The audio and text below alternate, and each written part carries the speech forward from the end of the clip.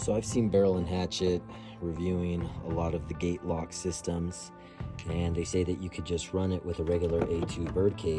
One of the things I noticed is that there is slop, quite a bit of slop, so I bought this Griffin armament device, and I did, in a very unscientific way, measure the slop between these two, and it is a little bit more with the A2 bird cage, which could lend to a variation in shooting patterns, which I have noticed. At point of impact, there is a shift. So we'll have to continue testing that, but this does have a little bit less. So that, depending on the bird cage you have, will matter what kind of gate lock system you're using.